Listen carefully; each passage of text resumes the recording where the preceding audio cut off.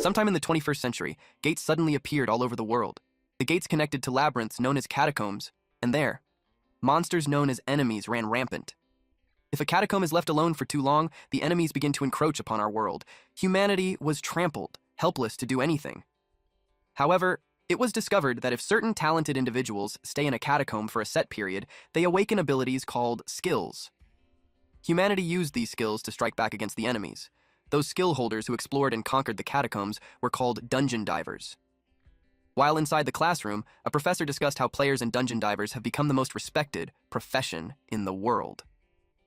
A student sighed. His name is Sota Sasaki. Our MC, both of his parents were dungeon divers, but his father died in battle. As for his mother, Sota still dreamed of becoming a player, a brilliant dungeon diver, just like them. His daydreaming was interrupted when a shadow-like creature appeared outside the window and bared its teeth as if it were about to devour him. This shocked the hell out of Sota, causing him to scream. His teacher and classmates merely looked at him, while some whispered behind his back as if this wasn't the first time it had happened.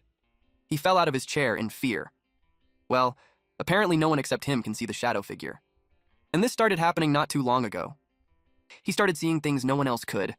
It's called spirit sight, the power to see spirits. When Sota's dad was still alive, they tried to awaken his skill in a catacomb, but he didn't succeed because he was too terrified to focus. Our MC endured it for several hours but still hadn't awakened. He still couldn't become like his father, known as the strongest flame master. Then one of his classmates asked if he was okay. The guy helped Sota up. Our MC didn't expect any assistance from this guy. The man was Takuto Saiga, his childhood friend and a player, a dungeon diver who had already awakened a skill.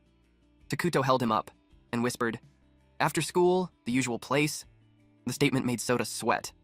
Other students started admiring Takuto, saying he's got a big heart, but our MC seemed to object. Sota went and arrived at the usual place, only to be greeted by a punch. "You're late, Mr. Self-Proclaimed Spirit Medium." As it turned out, Takuto was nothing but a bully to him. He looks down at Sota, who was already lying on the ground. Takuto grabbed Sota by the collar and asked for the money, which Sota reluctantly gave. "Is this it?" As if Takuto was still not satisfied with the amount. Sota explained that he couldn't give more since he needed the money for his mom's medical bills. Takuto then kicked him and told him to stop wasting money on his mother, who had already fallen into a coma inside a catacomb. He even mocked his father, saying he'd lost his mind and died like trash. The bully went on, saying both of Sota's parents were useless. Takuto then claimed that Sota was only pretending to have spirit sight to cover up his incompetence. This made Sota tear up. Small Wiener even questioned why his family had ever been born. Takuto was then offended by Sota's gaze. Our MC stood up, rage burning in his eyes. Takuto told Sota to know his place, calling him incompetent trash. He started smacking the hell out of him again. Sota then realized something. It's true that his dad changed after his mom collapsed. It's true that he immersed himself in the catacombs as if possessed, and that he died before they could even talk. In Sota's mind, surely there must have been a reason. Our MC lay helplessly on the ground. Takuto grabbed Sota by his shirt and told him he would train him in place of his useless parents. A green gate suddenly appeared right in front of them. Sota was stunned. It was a real gate. Takuto said he'd found it yesterday, and that this was where the training would begin. One of Takuto's sidekicks asked if this was dangerous, but Takuto simply told him that if he had complaints, he'd better not go. Takuto was too confident about this green gate, calling it measly because they had already cleared purple gates before. This moment terrified Sota. He clenched his fist. Takuto suddenly aimed his bow at Sota's side as a threat. The arrow grazed his cheek. He told him to stop whining, or else the next arrow would be aimed at his mother instead. Our MC clenched his teeth in anger, but he had no choice except to comply. All of them then went inside the green gate and into the catacomb. As usual, only Sota could see the spirits, and this scared the crap out of him. A ball of fire suddenly appeared and flew straight towards Sota. He froze, not knowing what to do. Our MC could only brace himself for the impact. Takuto kicked the fireball and told Sota to stop being a wimp, then mocked him as the son of the strongest flame master. He said he was sick of Sota's excuses and claimed there was no meaning in him being alive. He meant it. Nothing but harsh words poured from Takuto's mouth, telling Sota how much of a scumbag his father was. He said that even when his wife collapsed, Sota's father kept conquering catacombs and died for nothing. He went on about how terrible he was and how he valued status over his family. Takuto then suggested that if Sota were to die in the catacomb, maybe he could finally meet his dad. "Just die here," the idiot said. These hurtful words made Sota cry. thinking that everyone was looking down on him, that even the ghosts were mocking him too. But were they really making fun of him? Sota was shocked. He looked around, wondering if it was really the flames that had spoken. Then it said, "Strain your eyes and listen." Sota stared in awe. He realized he had truly heard it talking to him. "Small wiener," asked what he was staring at, then froze. Blood gushed from his mouth. Takuto had been stabbed from behind. His cronies couldn't believe what they were seeing. Their boss was wrapped up and lifted into the air. It was a giant spider. One of the cronies asked if it was the queen spider, the area boss of the highest difficulty Red Gate. It takes the tastiest looking prey back to its nest and lays eggs inside them while feeding. What a worst way to die indeed. And the leftover prey belongs to its children. Takuto's sidekicks ran as fast as they could, leaving Sota and the fireball spirit behind. Sota was now surrounded by monsters. One of the spider's children stood in front of him, staring like he was a tasty snack. Is this the end for me? Our MC wondered. But he didn't want to die. The fireball spirit spoke again, telling him not to give up, and to sharpen his senses and feel it. The way you are now, you should understand. Sota was still confused, but he clung to that faith. A light suddenly appeared, followed by a message stating that the stay duration had exceeded the threshold. Congratulations. It said a skill had awakened due to the catacomb's blessing. The awakened skill was Legacy Anomaly from Wandering Souls. Truly wandering. But what are they? Sota wondered. The fireball grew immensely large. Our MC was stunned. Then the fireball took the image of his father, reaching out to him.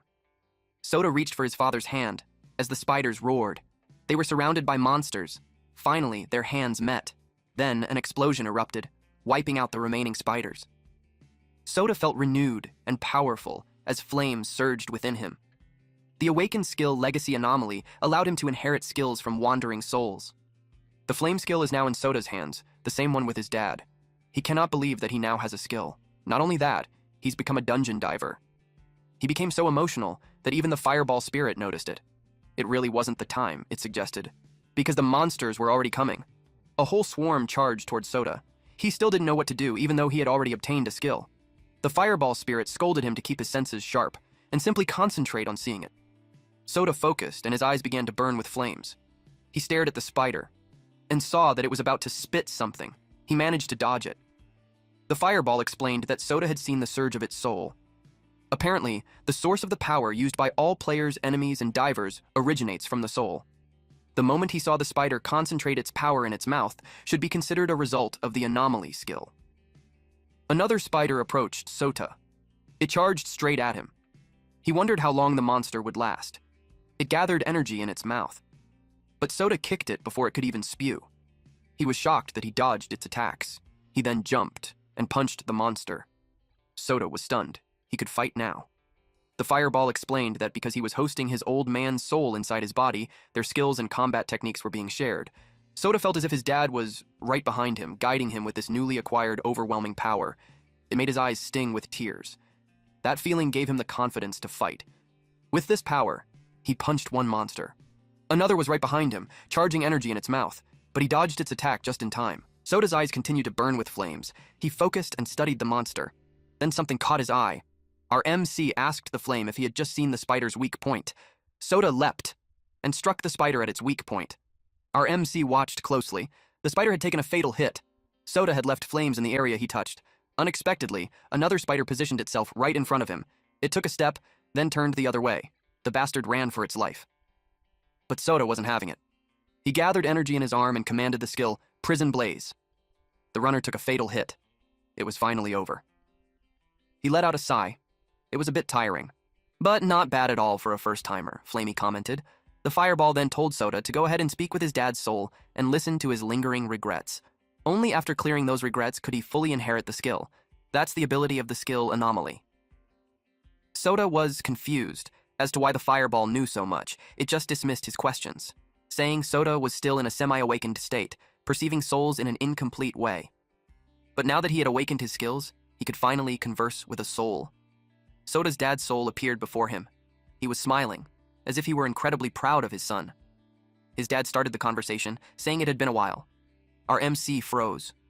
He was about to speak, but his dad cut him off and apologized first.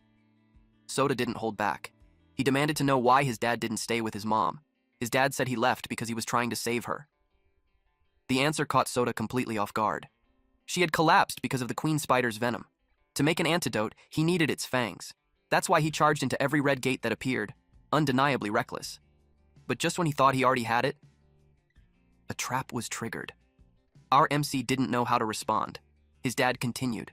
He admitted he had refused to listen to anyone, forcing himself into one raid after another. Soda was still angry, even after hearing his dad's explanation. He was angry that his dad chose to carry everything alone when they were supposed to be a family. Soda admitted he might not have been much help, but at least his dad could have talked to him. His dad was left speechless. With resolve in his eyes, Soda told him that he would be the one to save his mom. He swore he would surpass even the greatest player, his dad. He swore he wouldn't let anyone else die, and that he would become the strongest player diver. His dad was truly proud of his son, who now spoke like a grown man. He pulled Soda into a hug, telling him how proud he was and how much he loved him. He wanted to say everything now, with no regrets left behind. Soda's dad told him to become stronger than anyone else.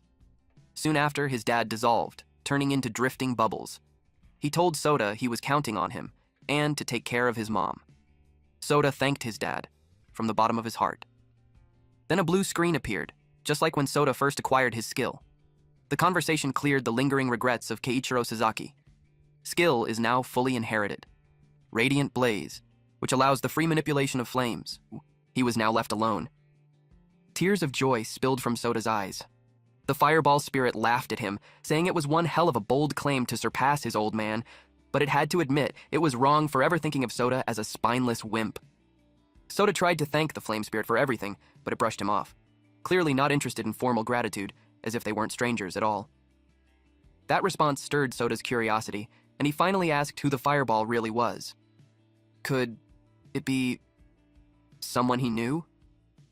The fire spirit tried to answer, but the connection suddenly felt unstable. And Soda couldn't understand a single word. It tried again, but the voice kept breaking up. Nothing came through clearly, like a video call lagging at the worst possible moment. Even when the fireball tried its hardest, it still couldn't say it. Apparently, whatever it was trying to explain was considered a bug. The fireball simply told Soda to call it whatever he wanted for now. But of course, it had to be something cool, it suggested. Soda thought that maybe he could call it Tamao. The fireball was stunned. It hated the name and immediately questioned Soda's taste. Soda tried to defend himself, saying it couldn't be helped. The fireball was the one who said he could call it anything. In the end, it surrendered. Soda was right. So now, they have to stick with it. It then reminded Soda that there was still something he needed to do next. Our MC was shocked at first. Then his face turned serious, as if he already had a well-laid plan. The fireball was convinced that it looked good on him. As they walked toward the exit of the catacomb, the fireball told Soda that if he ever wanted to see them again, he only needed to return to a catacomb whenever he wished. Our MC finally reached the exit. Outside the green gate, Takuto's sidekicks were still gasping for air, bent over from running as fast as they could. Both of them couldn't understand why something like that spider existed inside a green gate, but neither had an answer. Suddenly, the green gate began to glow intensely, making them both step back in shock. Rings appeared around it, revealing the truth. Now they understood what it really was. It was an irregular gate. One of Takuto's cronies didn't seem to understand. Gate difficulty was strictly ranked by color: red, yellow, purple, blue, and then green. Normally, the danger level was obvious just by looking at the gate's color, but a gate with rings meant only one thing. The danger jumped straight to the highest tier. Crony number 1 couldn't believe it. So, this was effectively a red gate, he asked. Panic set in as they wondered how they were supposed to report this to the association. Were they really going to admit they broke in illegally? And on top of that, they had beaten up a civilian. One of them said that Takuto probably got what he deserved, but crony number 2 then remembered Soda was still inside. After a brief pause, they decided no one would bother looking for him anyway. One loser disappearing wouldn't matter. That was when the green gate opened. Soda stepped out calmly and said, "Sorry for being trash." The sidekicks were stunned to see a completely different Soda. They started to wonder how he was even alive. Soda's eyes flared with flames. Crony number 2 desperately wanted answers, but our MC was busy studying the two of them. He saw that they were nothing more than weaklings compared to the spiders he had faced. This scumbag immediately blamed him for Takuto's death. Even the other crony couldn't believe what he was saying. In the end, the scumbag decided the easiest solution was to pin everything on Sota. But Sota was done listening. Tired and irritated, he told them he needed to speak with Katora. Katora was confused. The other crony, feeling brushed aside, got angry and swung a punch at him. But Sota didn't even move. He struck first, landing a solid blow straight to his face. The scumbag was sent flying and finally collapsed, while the other stood frozen, wondering if Sota had truly become a dungeon diver.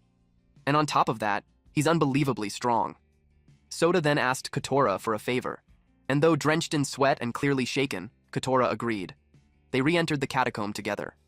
Katora knew deep down that neither of them stood a chance. But Sota explained that this was their opportunity to enter an irregular gate. If they didn't act now, it would be too late. Our MC was confident and fully determined to defeat the Queen Spider. Katora was shocked when he realized this had been Sota's plan all along, insisting they should call for backup instead. Before he could say more, a voice shouted from behind them, "Hold it!" Both Sota and Katora flinched, spinning around in fear, as if another ghost had appeared. A loud, confident man stepped forward, blocking their path, and it was clear he wasn't going to let them do whatever they wanted, not while he was still breathing. Who is this stranger, and why is he here in the catacomb? Both Sota and Kuroda had no idea who he was, so they asked him outright. The man refused to give his name, saying he wouldn't reveal himself to suspicious people. Sota tried to explain, but the man cut him off. He pointed out that Sota was the one who had been unconscious outside the gate earlier. On top of that, exploring a catacomb required 3 people, yet Sota and Katora were only 2, which made them even more suspicious. From the way he spoke, it was clear the man had enough reason to arrest them right then and there.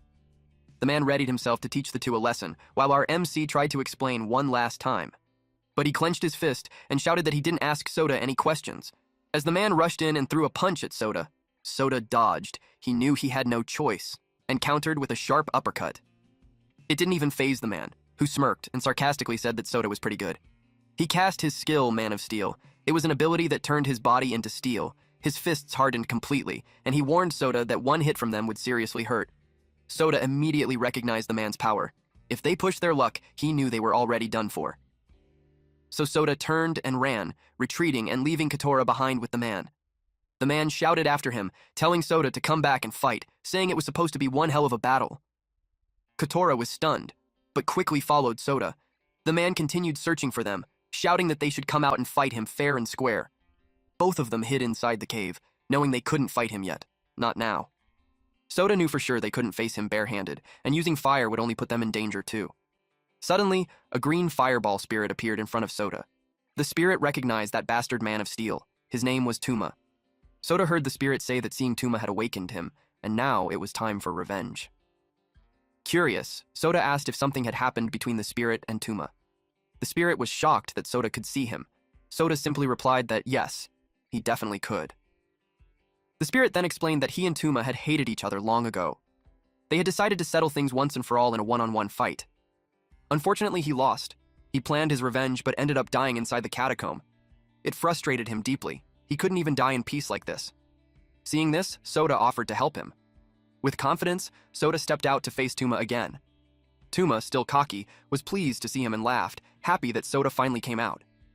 Sota shouted his full name. Igarashi Tuma. Tuma froze. How the hell does he know my name? As Sota prepared to punch him, he apologized. Then a green, electric lightning bolt struck Tuma. The shock stunned him and slammed him to the ground. Standing over Tuma, the green fireball emerged from Sota's body, celebrating his victory. The spirit happily thanked Sota. His regret was finally cleared, and it was time for him to move on. Sota said his goodbyes and realized that everyone carries their own regrets. A blue screen appeared once more. A new skill has been inherited, Stun. Can generate a powerful electric shock for an instant. Katora soon found Sota and saw that he had defeated Tuma. Sota asked why Katora still came looking for him when he could have just run away. Katora replied that he still didn't know why he had been brought along in the first place. It turned out Sota needed Katora's skill, Poison Master. His main purpose was to manipulate poison. Sota knew firsthand that Katora could create antidotes as long as he had the materials. He had experienced it before. Katora asked what Sota needed him to do. Our MC answered he was determined to defeat the Queen Spider. He needed Poison Master to help his mother recover. Even though Kotora didn't need to fight, he decided to fight anyway. But he asked Sota one thing: please save Takuto. Kotora thanked Sota, saying that because of him, he had been saved over and over again and was able to awaken his skill. You're my benefactor. Sota refused to save Takuto, saying he would never forgive him. Still, he offered Kotora a choice: to save Takuto on his own while Sota focused on fighting the Queen Spider. Kotora was speechless. Sota turned and promised he wouldn't interfere. This made Kotora smile. Suddenly, Tuma woke up from the stun. The two panicked, but Tuma unexpectedly hugged both Sota and Kotora, saying they were going to make him cry. This confused Sota and Kotora, but at least they're now 3 inside the catacomb.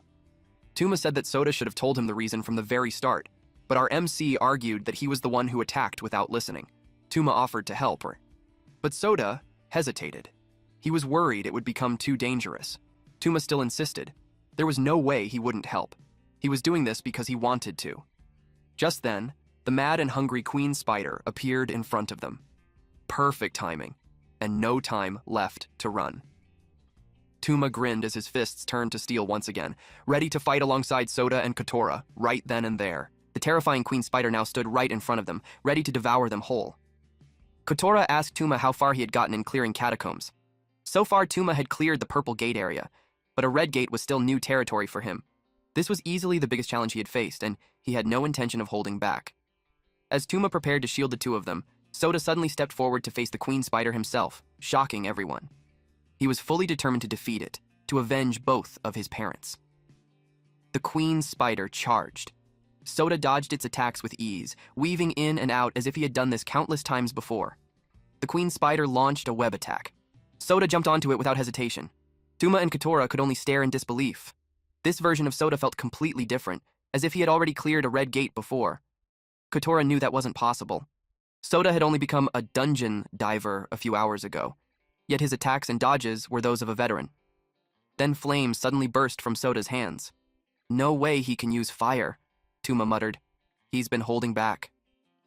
That was enough to fire Tuma up too. He couldn't afford to lose here either. His fists turned to steel as his Man of Steel skill activated. He slammed a punch into one of the spider's legs, putting everything he had into it. But to his surprise, nothing happened. It was as if the attack did absolutely nothing. What Tuma didn't realize was that the spider's head was already behind him, ready to unleash a fatal strike. As Tuma's life flashed before his eyes, Sota leapt in out of nowhere and struck the spider's head with his newly acquired skill. Electric shock, stun. Green lightning surged and struck the spider square in the back. But the Queen Spider was far too tough. The stun barely affected it, the two claimed. Sota quickly suggested using fire as long as Tuma could act as a distraction. Tuma didn't hesitate. It was a solid plan. He turned his entire body to steel. Tuma activated his overdrive mode, fully prepared to face the spider head-on. The Queen Spider noticed that its attack wasn't getting through. Tuma taunted the monster and demanded it put more spirit into its attacks. He knew his skill wouldn't last long. Sota had to finish this fast. The Queen Spider opened its filthy mouth and lunged toward Tuma. It had taken the bait. As it closed in, Sota leapt off Tuma's back, his fist blazing with fire. Flower flame! He smashed one of the spider's legs. The Queen Spider screeched in agony as the burns took effect. It retreated, proving that fire really did work. The three continued to move. Kotora was amazed by how the two of them fought. They actually had a chance to win. And now, it was his turn to save Takuto. Kotora ran forward when suddenly a shoe fell in front of him. He knew immediately whose shoe it was. Takuto's. The Queen Spider was already devouring Takuto's lower body. Kotora screamed at the top of his lungs. He rushed in, ready to strike with all his strength. But the spider raised one of its legs and stabbed downward. It was only inches away from Kotora. When Tuma rushed in to save him, the spider's leg pierced his back instead. The steel coating shattered, breaking apart and falling to the ground piece by piece. Was my steel too soft? Sota didn't hesitate. He charged toward the spider to save his newly found friends.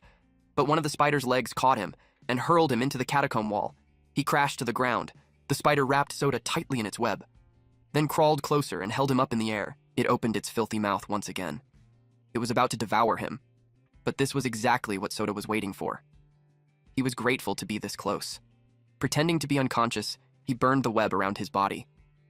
Tuma was amazed by his trick. He grabbed a shard of Tuma's fallen steel and stabbed the spider straight in the eyes. The moment the blade pierced through, Sota unleashed electric shock, channeling the electricity directly into its body. With his other hand engulfed in flames, he punched the spider straight in the mouth. The attack burned the spider from the inside out. With a final convulsion, it collapsed lifeless onto the ground. Thanks to Tuma's shattered steel, Sota had done it. He could finally save his mom. On the other side, Tuma and Kotora stood over Takuto's lifeless body. Kotora broke down in tears, overwhelmed with grief and disbelief. Tuma gently offered to carry Takuto so they could give him a proper burial. Tuma then approached Sota to congratulate him for defeating the Queen Spider. But Sota shook his head and said he couldn't have done it without Tuma's help. Tuma was amazed. Sota had multiple skills, and that electric shock reminded him of someone he once hated. Sota revealed that the electric shock skill came from Gotu. Because of that, he wanted to visit Gotu's grave. Tuma froze in shock. There was no grave to visit. Gotu was still alive, Tuma said. Our MC got confused. Tuma explained that he had met him just yesterday. There was no mistake about it. Our MC was stunned. Suddenly, Sota clutched his head as a sharp migraine hit him. The fireball spirit's voice echoed in his mind. You've touched the root of this world. A memory surfaced. Sota sitting in a classroom with a girl standing beside him, but he had no idea who she was. Sota's body collapsed, falling unconscious to the ground. As darkness took him, the fireball spirit continued speaking, reminding him that the one he needed to save was not just his mother. Inside the hospital, Tuma asked Sota if this man was actually the face of the spirit he met inside the catacomb. Our MC confirmed it. After the grueling fight with the spider, the clash between Tuma and Gotu still wasn't over. Tuma teased Gotu, asking if he was really himself or just a twin, calling him vicious-looking. I am an only child, Gotu answered. Tuma accepted the explanation since Gotu really did come off as a spoiled brat. The two of them kept bantering like kids, completely forgetting they were in a hospital. Sota had to step in and calm them down, especially when people started staring. Both of them finally shut up, and Sota asked if it was safe to assume that the gate they cleared was now closed and stabilized. Tuma and Gotu both assured him that it was. They had double-checked everything before leaving. Once the boss of a gate is defeated, the gate stabilizes and no longer poses any threat of enemy invasion. Sota thanked both of them for clearing the gate, and went off to check on Kotora. As Sota walked away, Gotu asked if he really was the one who defeated the boss. Tuma confirmed it. Sota had taken down a red gate boss. Gotu was stunned. It seemed that inheriting skills from wandering souls was actually possible after all, an insane ability, combined with Sota's quick thinking and sheer guts. That was when Tuma got a good idea, recruiting Sota into their team.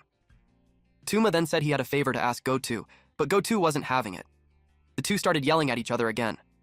Outside the hospital, Kotora was working on parts taken from the fallen spider to extract the poison. Sota found him. The analysis was almost complete, and the antidote would be ready soon. Kotora asked how Sota was doing, especially after he lost consciousness inside the catacomb. Sota thanked Kotora for helping him. Kotora shared he had the lightest injuries. He then apologized, saying he only held everyone back. Sota brushed it off. When someone important is in danger, your heart wavers, and Sota understood that feeling all too well. It reminded him of his parents. Of course, Takuto was different. Sota still didn't like him, but for Kotora, it wasn't the same, and Sota respected that. I can't beat that, Kotora said. Our MC didn't understand what he meant, but just as their conversation ended, the antidote was finally finished, thanks to the amazing poison master. Kotora handed it to Sota and urged him to hurry and take it to his mom. Our MC was truly grateful. He ran as fast as he could to his mother's hospital room. This was it, the thing that could save her, now in his hands. He looked at his mother lying there, unmoving, and gently made her drink the antidote Kotora created. One gulp. And just like that, her whole body glowed. Her eyes slowly opened. The poison was gone. The moment she woke up, Sota felt his chest tighten.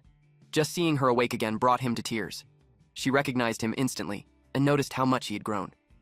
The two of them became emotional, like they were reuniting after being separated for so long. They talked about Sota's father. His mom asked what his father had truly felt. Our MC said that saving her had always been his father's greatest wish. He added that his father had entrusted everything to him, his feelings, his power, and his will, including the Keiichiro flames. This shocked his mom. That wasn't good news for his mom. She asked Sota what he planned to do next, now that he had fulfilled his father's wish and saved her. Sota hesitated. She was right. What now? But deep down, he already knew his answer. He was determined to become the strongest dungeon diver so that no one would ever have to die again. That wasn't something his mom wanted to hear. Sota asked if she was against his decision. She didn't sugarcoat it. She answered yes right away. The thought of her son constantly risking his life made her chest ache. But she knew they, his parents, were the reason he felt this way. Still, she admitted it wouldn't be fair to stop him from chasing his dream. This made Sota blush. She made him promise just one thing, that he would include himself among those he swore to protect. If he died, she wouldn't be able to bear it. Sota vowed he won't let that happen. They hugged tightly, clinging to each other's warmth. It was the first time they had truly been together again. When Sota finally stepped out of the room, something caught his attention. Tuma and Kotora were nearby, both wiping their eyes and pretending not to cry. They had heard everything. Tuma admitted they didn't mean to eavesdrop, but Sota just brushed it off and said it was fine. But the real problem still remained. Sota had entered a catacomb without permission. What were they supposed to tell the association? Tuma shrugged it off confidently. Their group was already handling it, no need to worry. Then he invited Sota to join them. If Sota truly wanted to become the strongest dungeon diver, their group was the fastest way to get there, somewhere far from the hospital. Inside a yellow gate, a man walked across the lifeless bodies of catacomb monsters. He apologized to someone, saying that Tuma had acted on his own. He was speaking to a white-haired man who sat casually atop a pile of dead monsters. The white-haired man didn't mind. After all, he wanted to meet someone, too. A guy named Sota Sasaki. A team is an organization that submits a formation notice to the Dungeon Diver Association, receives official approval, and carries out catacomb exploration and boss subjugation. In other words, a team is obligated to take on dungeon conquests. While walking on a peaceful sunny day, Tuma proudly explains to Sota and Kotora that he was a member of the renowned team called Tenro. Kotora quickly jumped in, saying that Tenro isn't just a top-class group in Japan, it's one of the best teams in the world. The team is divided into squads, numbered 1 through 10, each led by an incredibly skilled captain. And above all of them stood the commander-in-chief himself. Tuma tapped Kotora on the back, impressed by how accurate and well-informed he was. Kotora then remembered how Takuto used to admire Tenro. He had dreamed of joining them someday, training non-stop, even without being part of any team. Toma was speechless. Sota joined the conversation, saying he knew a bit about them too, that the commander-in-chief's name is Yamato Sumeragi. He had resolved historic incidents all over the world, and the Japanese Dungeon Diver Association had officially named him the strongest. Sota wondered what it would be like to meet someone that incredible. Kotora asked the MC if he was nervous, but he quickly shook his head. He said he wasn't nervous at all. He was actually just really thankful for the opportunity. Tuma was impressed. This kid's got some serious guts. Just in time, they arrived at the headquarters. From the outside, it looked like nothing more than an old house, but appearances were deceiving, and Tuma assured them it wasn't what it seemed. The moment the door opened, a huge space spread out in front of them. It was a high-tech facility, completely different from what they expected. Just as Tuma was about to start explaining and bragging about the place, a man suddenly appeared behind him and punched him on the head. The man scolded Tuma for acting on his own and exploring a catacomb, then dumping the explanation for that special exception onto the team. Tuma immediately got defensive, insisting that he had Yamato's permission. The man didn't stop punching. This was Tuma's older brother. As he kept throwing punch after punch, he asked Tuma if he had dumped all the paperwork on Goto from the second squad. That question reminded him of how Goto had mocked him earlier. There's no way that guy kept quiet. He definitely snitched on him. Still, the two brothers just kept going with throwing punches and trading banter. Sota excused himself, trying to stop the brothers, but the man interrupted him, calmly calling out both Sota's and Kotora's names. He introduced himself as Yusei Igarashi, the deputy commander-in-chief of Tenro. Yusei bowed deeply and apologized on behalf of his younger brother. He admitted that Tuma had always been the type to rush ahead without listening. Our flustered and shy MC insisted it was fine. After all, Tuma had been a huge help. Just then, a man walked in and said that Yusei had always been way too strict with Tuma. It's the same man we had seen inside the catacombs, sitting atop piles of dead monsters, Yamato Sumeragi. He added that Tuma was only trying to help people, so Yusei should cut him some slack. Sota froze. He hadn't expected the commander-in-chief to be this normal. Sota just looks at them while they're talking, and noticed that Yamato is smaller than the Igarashi brothers. Soda activated his ability and looked into their souls. Yusei was clearly stronger than Tuma, but Yamato's soul felt ordinary. No, maybe even less than that. Yamato looked in Soda's direction and greeted him, saying he was excited to finally meet him. He was impressed by Soda's anomaly ability. Our MC thought that this Yamato is more easygoing than he imagined. Then Yamato asked him a simple question. Did Soda truly want to become the strongest? Yamato invited him to see what strongest really meant, to which our MC agreed. Before Yusei could warn them, Yamato reassured everyone it would be fine, and that he would hold back. Besides, Soda already looked completely fired up. Yusei had no other choice, and just decided he would step in only if things got dangerous. Yamato led them into the training room. In an instant, the surroundings transformed. The change was so fast that Soda didn't even have time to process it. Yamato raised his left hand, giving Soda a heads up that he was about to punch. Soda activated his burning eyes again. He knew he could never let his guard down. Yamato might use some kind of skill. He tried reading Yamato's soul, still blank. Then Yamato's aura shifted. A bright orange aura has emerged from the leader. Too late.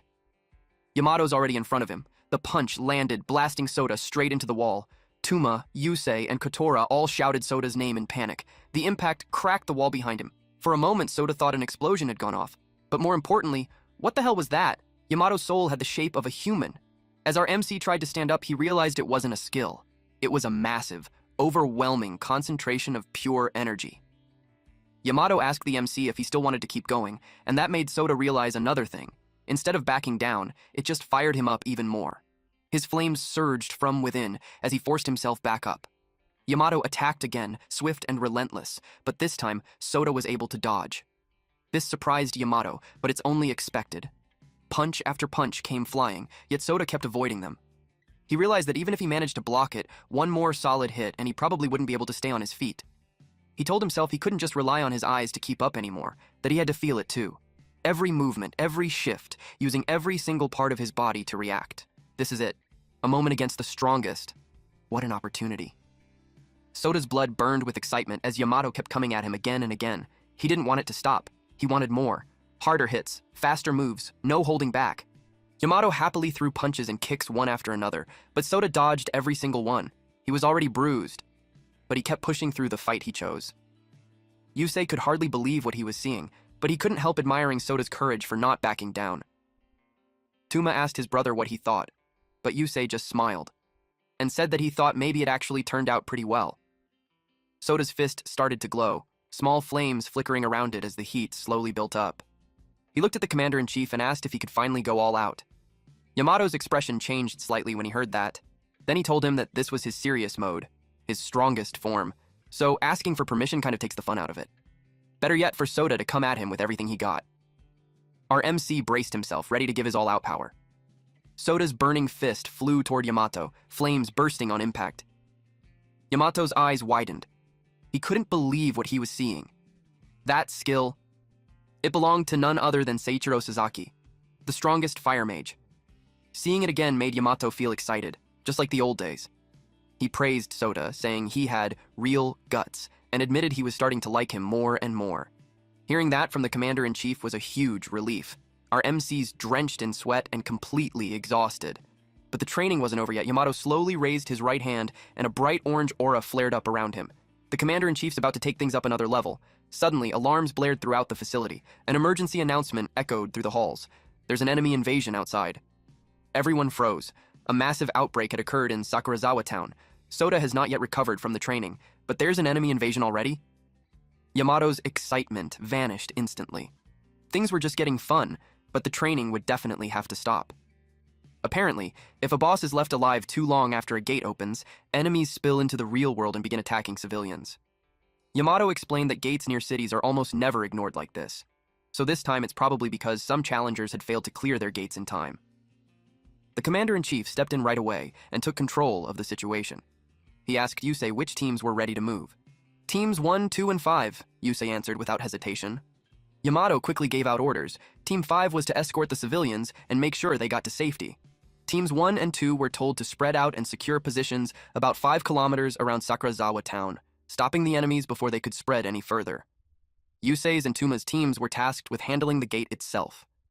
Curious, Soda asked Yamato what he would be doing. The commander-in-chief said he would charge straight into the enemy and take down the ones scattered across the city himself. Sota quickly asked if he could come too. He wanted to see what a real battle was like. Yamato looked at him and warned him plainly. If he couldn't keep up, he'd be left behind without hesitation. Our MC didn't back down. He was fully determined, so he agreed. Kotora was also told to join them, basically to keep an eye on Sota while they were out there.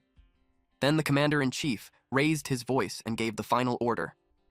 It was time to move out, and no one was allowed to die. In the suspected enemy invasion area, Yamato and Sota are dashing forward at full speed. Kotora's struggling to keep up. Their pace was unreal. He grew worried about Sota. After real combat right after intense training, this was clearly too much. Without further ado, Yamato plowed through enemies, punching one after another. He glanced back and noticed Sota lagging behind, clearly exhausted. Had he expected too much from him? Sota's legs gave out and he tripped. Kotora rushed to his side, asking if he was okay. Sota questioned himself. Was this really the time to show weakness? Kotora looked seriously worried. Deep down, he thought this was just too much. Maybe it was impossible after all. Maybe they should leave everything to Yamato and the Tenro team. Sota had the courage to stand there, but he was clearly exhausted. Kotora asked him why he was pushing himself this hard when it was already taking a toll on him. Sota is already strong, and they could easily let Yamato handle the fighting. But Sota refused to step back. He said he wasn't going to run away, and later blame himself for not being strong enough. This time, for the first time in his life, he was making a choice for himself. He wanted to become the strongest. If he gave up now, he felt like he'd lose more than just the fight. He'd lose his reason to keep going, and he was done lying to himself. He knew exactly what he wanted to catch up to Yamato. Hearing this, Kotora pulled out a small bottle and activated his poison alchemy. He created something on the spot. He handed it to Sota, who almost dropped it from surprise. The drink could unlock hidden power and boost the body, but only for a short time. And it came with side effects, Kotora claimed. Sota really stared at the small bottle, took a short breath, and thought it through. Should he drink it or not? While Yamato continued crushing enemies left and right, Yusei on the phone reported that the catacomb had already been checked. There were no bosses left inside, which meant it had already escaped into the city. What could only do now is to prevent more enemies from coming out of the gate. Before they could finish the call, a massive ogre appeared in front of Yamato. Yamato thought it might be the boss. If so, it would be easy enough to deal with. Then suddenly, someone charged past him. Yamato's eyes widened. It was Sota. He slammed his flaming fist straight into the ogre's face. Thanks to Kotora, Sota's power had surged. Kotora couldn't believe it. Our MC thanked him. He had drunk the potion after all, without knowing the side effects. The boost kicked in instantly, flooding his body with strength. Sota dashed right away. Kotora had no choice but to just cheer him up to keep going. The ogre was sent flying and crashed to the ground unconscious. Yamato stared in genuine amazement.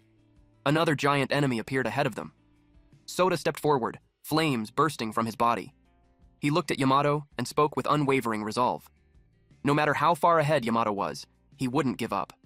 He would keep chasing him, right behind him. Another giant enemy showed up out of nowhere. Yamato could only sigh. What a pain in the ass. He then noticed something. Something was different about Sota. Power was pouring out of him non-stop. His eyes slowly shifted into a sharp yellow-orange. Flames exploded around his body, wild and hard to ignore. Yamato explained that the huge ogre in front of them was the boss from the gate, the one that triggered the whole invasion. Any enemies that escaped into the real world would stay there, even if the boss was killed. So taking him down wouldn't magically end everything. Still, seeing how serious Sota looked, Yamato asked if he wanted to handle the boss himself. Sota didn't hesitate. He agreed right away. Yamato believed he could do it, but he would stay alert, ready to jump in if things got bad. Then, in the blink of an eye, Yamato disappeared. He leapt, and jumped across buildings so fast that Sota lost sight of him instantly. Now it was really all on Sota. He took a deep breath and focused. He had been trusted with this fight. The ogre lifted its massive weapon and swung it down with full force. Sota barely dodged in time. But something felt wrong. The ogre's defense was on another level. The plan was simple. Get in close, make it lose balance, then finish it with hellfire. Sota charged forward without overthinking. He threw punch after punch, flames blazing with every hit. But it didn't work. If anything, it only made the ogre more furious. The ogre roared and slammed its fist into Sota, sending him crashing straight into a wall. The hit was so heavy that Sota coughed up a bit of blood when he landed. Meanwhile, the ogre didn't even have a scratch. That's when it hit him. The ogre was resisting fire. It just stood there like his attacks meant nothing. His flames, the thing he relied on the most, barely did any damage. That shook him more than the punch did. Lightning could stun it, sure, but stunning wasn't the same as killing it. Soda wondered what to do next. Then he remembered something.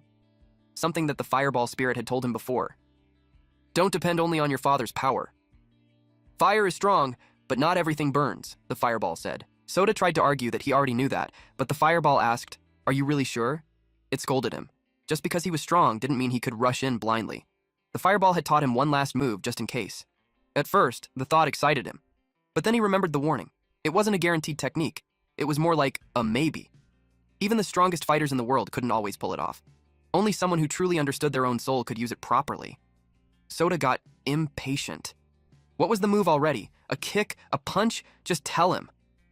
The fireball explained that it didn't matter if it was a kick or a punch. He just had to pour every bit of his aura into one single strike. He argued that he always fought at full power anyway.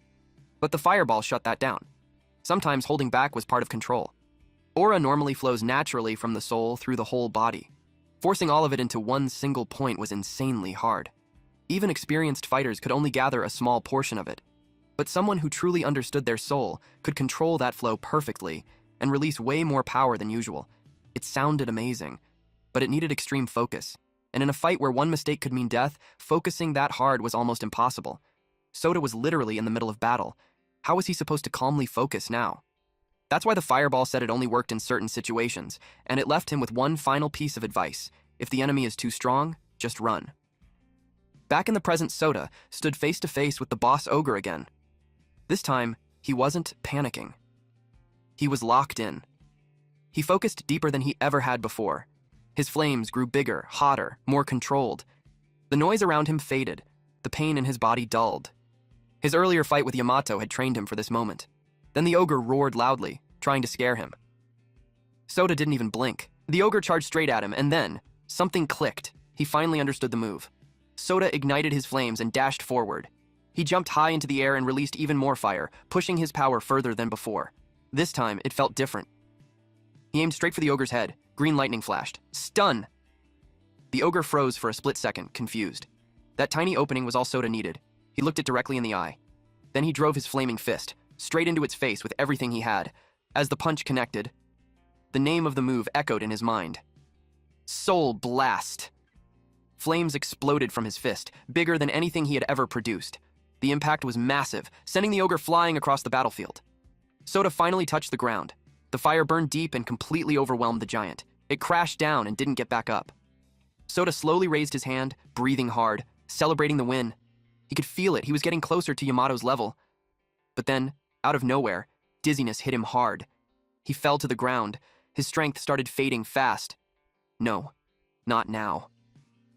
He remembered the drink Kotora had given him, and the warning about the side effects. So this was the price.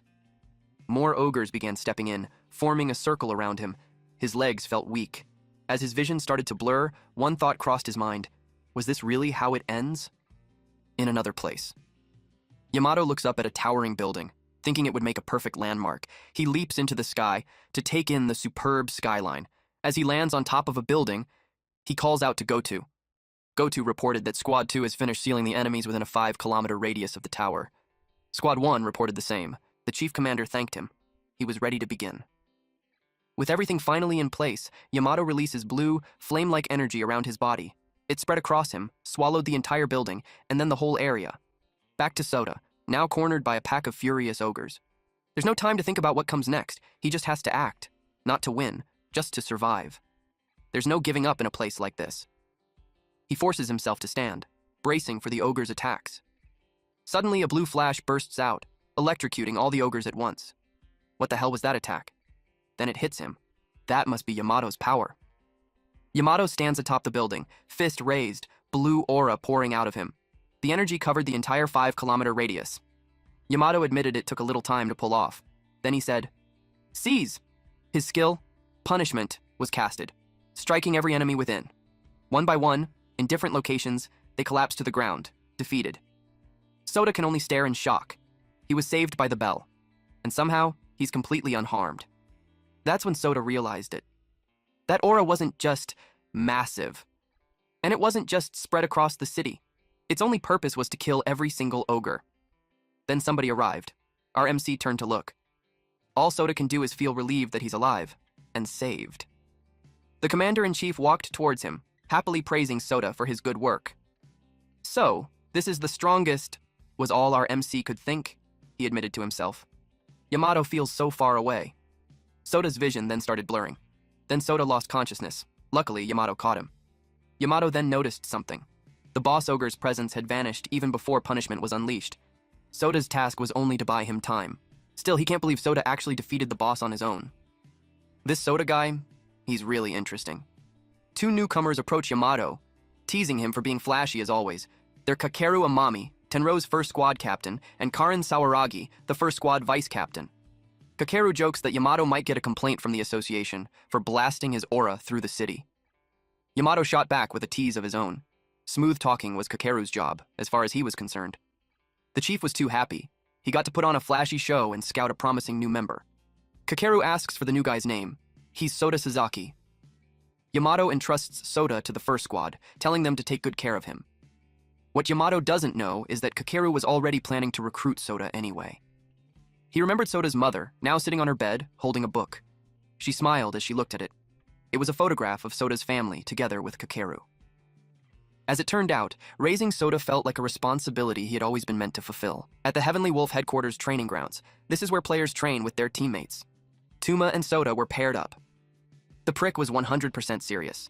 He turned his entire body into steel. He then taunted Soda and told him to make the first move. Our MC just nodded. He suddenly moved forward, reminding Soda that enemies won't wait around, so they have to be ready at any moment. Tuma threw a punch and Soda didn't react in time. He took the hit straight to the head. Tuma scolded him. Soda's big finisher was way too obvious. Our MC argued that it worked back then. Big moves hit hard, sure, but they leave you wide open. Tuma tells him he needs proper setup time if he wants to pull those off. After all, Soda couldn't even move for days. Everyone was worried sick about him, probably the backlash from Soul Roar. He definitely needs more time and practice. Then someone steps into the conversation, telling both of them to take training more seriously. Our MC cluelessly asked who she was. It was Karin Sawaragi, the vice captain of Squad 1. The question offended her. Karin immediately asked him to stop being rude. She was a vice captain, for Christ's sake, and he was just a regular squad member. Almost immediately, Tuma and Karin start bickering like kids. There's a little power tripping happening here. It catches Soda off guard. She's so young, yet she's already a vice captain. She was amazing, our MC admitted. While Tuma put on his shirt, Karin turned her attention to our MC. Soda greets her properly and mentions that he's been assigned to Squad 1. Karin already knows who he is, the lucky guy who accidentally beat the boss and got recruited. She also knows his parents were famous conquerors back in their day. She bluntly implies that he's only in the squad because the captain allowed it as a favor. Other members heard her. That makes her curious. Why would the captain choose someone like him? Tuma was about to argue with her again, but Soda stopped him. She's not wrong, he admitted. Still, Soda believes the captain saw potential in him. It may not be enough from now, but it's there. Ever polite, he asked the vice captain to kindly guide him properly from now on. This catches Karin off guard. She expected him to be angry, not respectful. Because of his attitude, she agrees to train him. Without warning, Karin orders a change of location. In an instant, the area turns into a sunny, grassy field. It feels like they're suddenly outdoors. She warned Soda that her training used real skills. If he got nervous, she could hold back for now. Our MC agreed right away. Yeah, she should do that. That only irritated her more. Pathetic piece of shh. She didn't want to hurt him, but there he was, already getting on her nerves. She was sure Soda was going to regret this. Karin launched her attack, Rage of Gaia. The ground trembled violently. Dirt rose up, trapping Soda inside a dome. She mocks him, asking what he's going to do. Maybe cry and apologize so she'll let him out? Suddenly, the dirt dome erupts in flames. Cracks spread everywhere, until Soda bursts out. He fires back with a tease, saying the vice captain is awfully kind for building him such a soft wall. Karin is stunned by the counterattack, and now she's angry. She attacks again. This time the ground turns into quicksand. Soda's feet sink as if the earth itself is slowly swallowing him. Karin rushes toward him, fist ready to strike. But Sota, more prepared than ever, ignites his hands in flames and throws a punch of his own. Tuma panics. They're both going all out now. Someone could actually get hurt. He shouts at them to stop, saying things have gone too far. Their punches could collide with a heavy impact against each other. But before their punches could land, both attacks were stopped. Someone is holding their hands right between them. They were flung into the air. The next thing they know, both of them are on the ground. Sota asked what just happened. The captain, Kakeru, stepped in and stopped them. He knows they both need to cool off. Karin is shocked and about to explain herself, while Sota is just confused. Who is this guy? Kakeru introduces himself as the captain. What a way to meet him. He says he's happy to finally meet Sota. Still shaken, our MC felt the same. Not exactly how he expected their first meeting to go. Then Kakeru teased both of them, saying it looked like they still had plenty of energy left. They were summoned. A red gate with a glowing ring appeared downtown. Sota, Kakeru, and Karin walked slowly through a quiet residential area. They kept looking around again and again, checking house numbers, corners, rooftops, anything that might hint at danger. They wanted to be absolutely sure this was the right place where the red gate had been reported. The street looked normal. Too normal. Karin scratched her head as she stared at the houses. She admitted that she was terrible with residential areas. To her, every house looked exactly the same no matter how long she stared at them. Same roofs, same windows, same fences. She could get lost in 5 minutes if left alone. Kakeru just laughed lightly. He said it was actually a good thing they arrived early. If they had shown up late, and the enemies had already started pouring out of the gate, civilian casualties would have been insane, and no one wanted that on their conscience. Of course, Karin agreed nervously. Our MC then asked if the captain had been there during the previous invasion. The captain answered yes. As they kept walking, Sota casually mentioned the guy he had been with earlier, Ichijo Kotora. He said Kotora ended up joining the Heavenly Wolf group. Their expressions changed slightly. The captain shared that the Squad 7 leader did mention it to him. Karin let out a quiet sigh and muttered that she felt bad for him. Being assigned to that group wasn't exactly something to celebrate. Sota looked confused. He asked them directly what was wrong with Squad 7. Before either of them could answer, Kakeru suddenly raised one hand. The air in front of them shifted. It felt like the space itself was being pulled open. And then the red gate appeared. It stood there silently between the houses, glowing with an ominous red light. Then they noticed something else. Another team was already standing in front of the gate. Sota tilted his head, not fully understanding why that mattered so much. Kakeru explained calmly that they were here on the association's request. The other team was probably called in by the local residents. That sometimes happens when civilians panicked and contacted whoever they could reach first. A thin man stepped forward as he's smoking a cigarette. He introduced himself as Masatoshi Nishina, captain of Team Orion. Kakeru politely introduced himself as captain of Heavenly Wolf Squad 1. The reaction from Team Orion was immediate. Several of their members looked shocked. They whispered to each other, clearly recognizing the name. Everyone reacted, except Nishina. His expression barely changed. Kakeru started explaining that they were there to investigate the gate on behalf of the association, but Nishina cut him off and told them flatly to leave. Karen's eyes narrowed right away. She reminded him that they were directly summoned by the association. Why should they be the ones backing off? Nishina calmly confirmed what Kakeru already suspected. Team Orion had been called in by the locals first. According to association rules, when missions overlapped, the team that arrived first got priority. No exceptions. Kakeru nodded. He understood the rule, but he added that turning back after receiving a direct request from the association would be humiliating. Even so, he kept his tone polite. He asked if they could at least enter together and help clear the gate. Nishina scoffed, saying big-name teams always tried too hard to stay in the association's good graces. Still, he agreed, with one condition. Heavenly Wolf would follow Team Orion's orders inside. The captain agreed. Karin immediately looked at Kakeru in disbelief. Why agree to that? But Kakeru didn't seem bothered at all. If lowering his head kept things smooth and avoided pointless conflict, then it was a small price to pay, the captain said. Karin couldn't argue anymore. Watching him, Sota realized something. His captain was unbelievably calm, and that calm spread to the people around him. The two teams soon stepped into the red gate together. Our MC had a bad feeling about this. Some of Team Orion's members clearly looked down on Kakeru. To them, his humility felt weak. Nishina even joked that despite being a pretty boy, Kakeru was still captain of a top team. Clearing the catacombs with him around would look great on their record. Nishina was already planning inside his own head. If they succeeded here, using Heavenly Wolf as backup would only make them look better. The moment they entered the catacombs, everything changed. The air felt heavier. The spaces darker. And then, they were surrounded.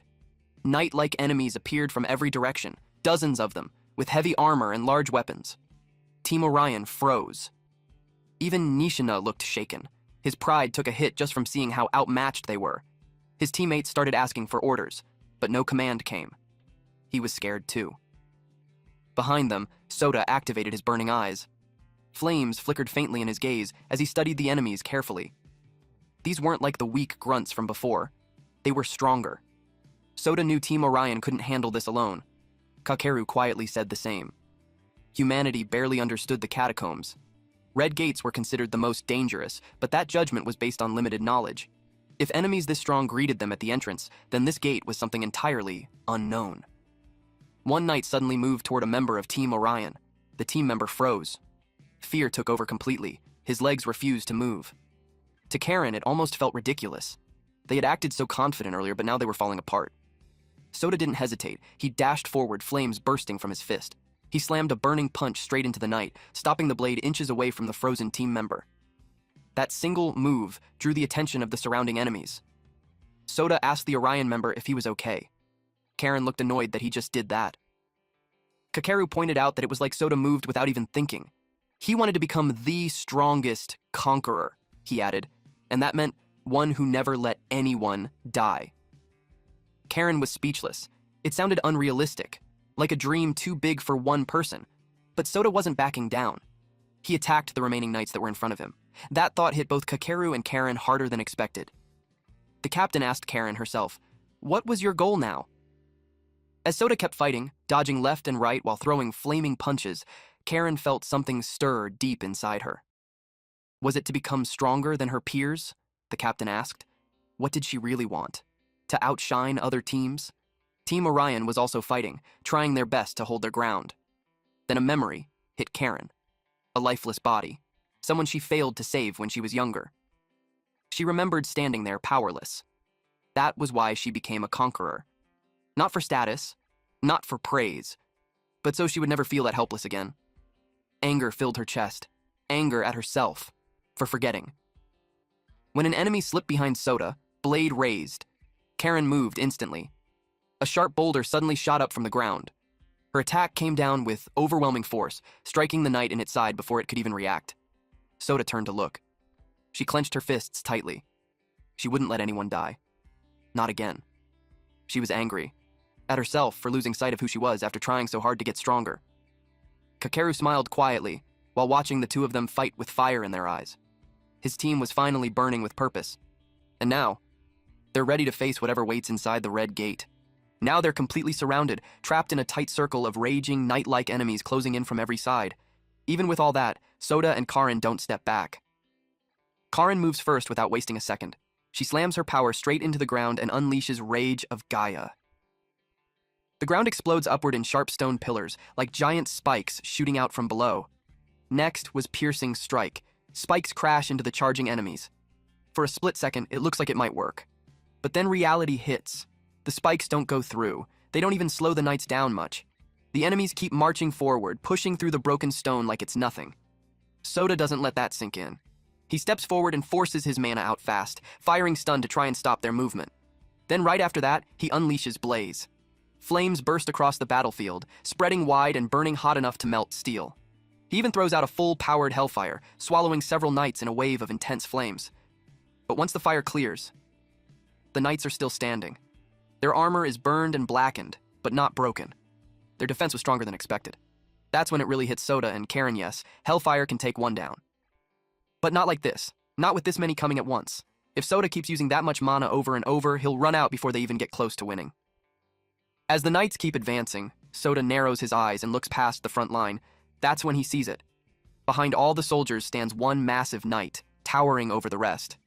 It barely moves, but its presence alone feels heavy, like it's crushing the air around it. It's clearly different from the others. Karen sees it too and immediately knows what it is. The boss. It stands out the moment you notice it. Karen quickly tells Soda to aim everything at that one target. No holding back. If they can take down the boss, maybe the rest will fall apart, or at least lose coordination. They both start gathering power for one big attack. End restake. Blaze. They pull in as much mana as they can, compressing it down, betting everything on one clean hit. Right before they release it, the boss knight slowly lifts its sword. At the same time, several soldiers rush in front of it and lock together, forming a solid shield wall with perfect timing. Soda and Karen's combined attack slams straight into the shield line instead. The explosion is loud and powerful, but the boss behind them doesn't take a single scratch. Then the boss points its sword forward. It's clearly a signal. The soldiers react instantly and charge together in perfect sync. That's when it sinks in. These enemies aren't just wild monsters, they're organized. They follow orders. They move as one. This isn't a pack, it's an army. Off to the side, Nishina is crouched low, frozen as he watches everything fall apart. He mutters to himself, wondering why Kakeru's team is still fighting instead of running while they still have the chance. He doesn't notice Kakeru, standing right behind him. Kakeru calmly says they're fighting because they know what happens if they run. Two of Nishina's teammates shout at him, panic clear on their faces. They tell him to retreat, call for backup, leave this to Heavenly Wolf. Nishina stays quiet for a moment. Then he shakes his head no. If they run, what happens next? If this army breaks through, it won't just be random people who die. It'll be their town, their homes, and their families. That thought snaps something inside him. He stands up straight and shouts that they don't need to win everything here. They just need to survive and protect this place. That's enough. Team Orion moves right away. This time, there's no hesitation. They rush forward and put themselves between the enemy army and Heavenly Wolf. They fight side by side with Soda and Karen, clashing head-on with the knights. Swords crash into armor, sparks flying with every hit. Powers explode around them, shaking the ground and filling the air with heat and shockwaves. Kakeru observed in the distance, but even then, it's still not enough. The knights are too strong, there are too many, and the boss is still standing in the back, untouched. Then Karen feels it. The air changes. Kakeru is preparing something big. The ground starts to rumble under their feet. A heavy pressure spreads across the battlefield as Kakeru releases his aura. It's overwhelming, impossible to ignore. Even without looking at him, Karen feels her body respond, like something is pulling her into sync. Their powers start lining up naturally. The ground beneath them rises as Kakeru uses their combined abilities to lift everyone at once. Team Orion and Heavenly Wolf are pulled upward, standing on a massive platform created by Karen's power. Soda asked Karen what was happening. She explained that the captain used his skill to move them.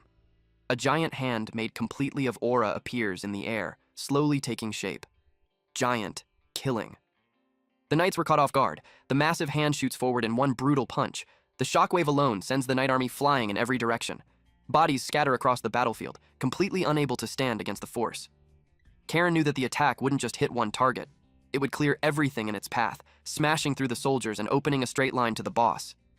The giant strike keeps going, carrying all its weight forward. That single blow is overwhelming, heavy enough to crush an army, strong enough to rival even the Grand Captain. The two were shocked. This is the power of their captain. That single heavy punch landed directly on the boss. The impact rang out through the entire catacomb, loud enough to make everyone's ears buzz, but that attack clearly drained Kakeru. Sweat poured down his face, and his shoulders rose and fell as he tried to catch his breath. For a second, his mind drifted back to his training days. He remembered using the same skill against a solid wall. Back then, the crack he made was smaller, rough, and uneven, nothing compared to what he just did. Still, his mentor had stared at the damage, then at him, clearly impressed. He had congratulated him for awakening his skill. Kakeru had been exhausted that day too, but he hadn't cared about the pain at all. He was just happy to see that proud look on his mentor's face, happy that someone believed in him. His mentor, Soda's father, placed a hand on his shoulder and told him he did well. The way he said it felt like a proud father praising his son. Back in the present, applause pulled him out of that memory. His team was cheering loudly. Soda couldn't believe it. That skill was insane. It almost wiped out the entire army in one move. But Kakeru just shrugged like it wasn't a big deal. He said his pride and joy was just a destructive skill. Pure power, no trick, no clever mechanics, just brute strength. He even added that, compared to Karen's abilities or Mr. Keiichiro's techniques, his own skill wasn't flexible and could be inconvenient at times. That made Soda pause. Why did his captain casually bring up his father? He asked if the captain knew his father. Before Kakeru could explain, Nishina and his team suddenly bowed deeply. They apologized, saying they didn't realize who he really was. That Captain Amami Kakeru was actually one of the Knights of the Round, known as the Fist of Destruction. Kakeru waved it off like the title didn't matter. But now, Sota was even more curious. He asked what the Knights of the Round actually were. Karen stepped in, saying it wasn't something most people knew. She explained that the Knights of the Round were the first official team formed in Japan. The Player Association later used them as the model for the current team system. Many of their members eventually became high-ranking executives to pass on their knowledge to the next generation. Kakeru added that there were exceptions. Some, like him, joined new teams instead. Others, like Sota's father, chose to work as mercenaries. That shocked Sota even more. His father and his captain were in the same team.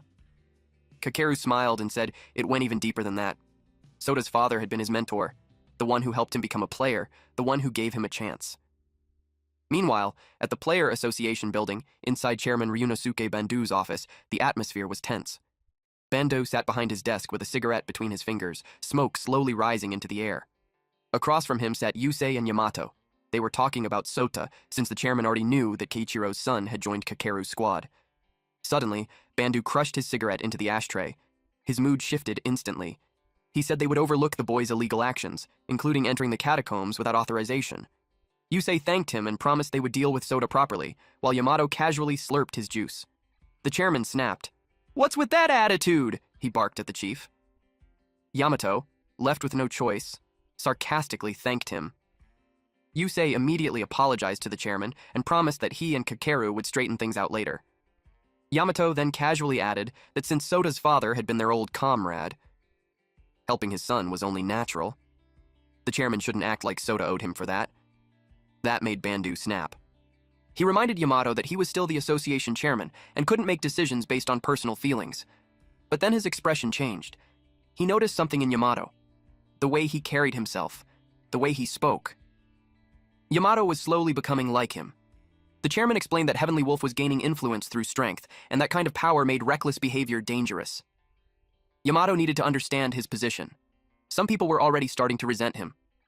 Yamato admitted he could be arrogant and overbearing, but he said he never forgot the responsibility that came with power. His tone grew serious. He said he asked himself every day whether he was doing the right thing. Then his aura flared. Blue electricity spread around him, slowly filling the office. He said he had no time for idiots who refused to think or put in effort. He didn't care about complaints from people who hid in the back with their arms crossed. His energy reached the chairman's cigarette. It lit instantly. If anyone had a problem, they could say it to his face, Yamato added. He took a slow drag. The smoke reminded him of something Yamato once said when he first met Kakeru. Yamato shrugged and said they grew up in the same facility, so of course they would think alike. Bando's thoughts drifted to the past. He remembered punching a young Kakeru in the face, shouting that this wasn't a place for kids or childish dreams. The punch knocked Kakeru to his knees. Bando kept yelling, like a strict father trying to scare sense into a stubborn son. But Kakeru had talked back without hesitation. He said he would become a player no matter what, so Bando should stop complaining and just take him along. Before it escalated further, Keiichiro stepped between them. He sided with Kakeru, saying the kid was serious. He reached out his hand to help Kakeru up and asked if he was okay. Then he introduced himself as Sasaki Keiichiro and asked for the boy's name. Kakeru was surprised. This man felt completely different from Bando. His aura was calm, light, and reassuring. Kakeru took his hand. That moment changed everything. Back in the catacombs, Kakeru explained that he, Yamato, Yusei, and Toma had all grown up in the same orphanage. The place was always short on money, so as the oldest, he felt responsible. He thought he had to do something to help, and the person who reached out to him back then was Sota's father. Hearing that made Sota smile. It felt like there was a connection between him and the captain through his dad. He was about to ask for more stories, when a bright white light suddenly appeared out of nowhere. Everyone froze. A gate began forming right in front of them. Inside the catacomb. A gate? Inside another gate. Was that even possible? That wasn't something that was supposed to happen. None of them could make sense of it right away. Karen and Sota just stood there staring at it, completely stunned. Sota quickly looked at his captain, hoping he would say something, anything that made this easier to understand. But Kakeru was already staring at the gate in silence. His expression had turned serious, almost distant. The way he looked at it made it clear this wasn't entirely new to him. A memory surfaced in his mind. The first time he'd seen a gate appear inside a catacomb. Back then, he had been standing next to Keiichiro. Neither of them had known what was waiting on the other side. They didn't know if the queen was there or something even worse, but they both agreed to check it out anyway. No hesitation. Things went wrong fast. The next clear image in Kakeru's memory was Keiichiro lying on the ground, covered in blood, breathing but barely. That scene had burned itself into his mind. The sight of his friend injured so badly and still trying to stand. Karen's worried voice pulled him back to the present. But Kakeru had already made up his mind. He said he would investigate the gate alone, and Karen and Sota were to call for backup immediately. Both of them just stared at him, shocked. Their captain was the one asking for reinforcements. That alone showed how serious this was. Kakeru explained calmly, but firmly, that this situation wasn't normal. Because it was unusual, they couldn't treat it like a standard mission. They needed support as soon as possible. Karen stepped in front of him and blocked his way. Her voice shook, but her eyes didn't. She reminded him that she was the vice captain of the first squad. She couldn't just turn around and run. The six of them stood right in front of the gate. Karen added that she wasn't a kid anymore. She wanted to fight beside him as a player, not be protected from the sidelines. Kakeru then looked at Sota. Sota swallowed his fear and said he wanted to go too. Kakeru's expression tightened instantly. He refused. He didn't want Sota to go through the same nightmare he once did. Sota didn't understand. That was when Nishina and his team stepped forward. Nishina offered for his team to be the ones to call for backup. He admitted honestly that compared to Kakeru's squad, they weren't strong enough to be useful inside a strange gate like this. They would only slow them down. As for these two, they were undeniably strong. He also said that protecting subordinates was important, but trusting them was just as important if you wanted them to grow. Kakeru thought about it for a moment, then he agreed. He told Nishina's team to contact the association and request immediate backup. The two minions both felt relief hearing that. They were staying. Before leaving, Nishina turned to Sota and sincerely thanked him for saving his teammate earlier. Our MC blushed. He wasn't used to receiving gratitude. They shook hands briefly, a quiet sign of respect. The remaining three watched as Team Orion left the catacomb. Our MC waved goodbye. Then a voice called out to him. The fireball appeared next to Sota again, floating at his side like it always did. It startled him, even though he should have been used to it by now. It told him that what was about to happen would change everything. A turning point. Something that could completely alter their fate. But its voice sounded distorted, like a bad connection. Most of the words were broken and unclear. Still, one message came through clearly. He needed to go alone. Sota snapped back when Karen and Kakeru called his name.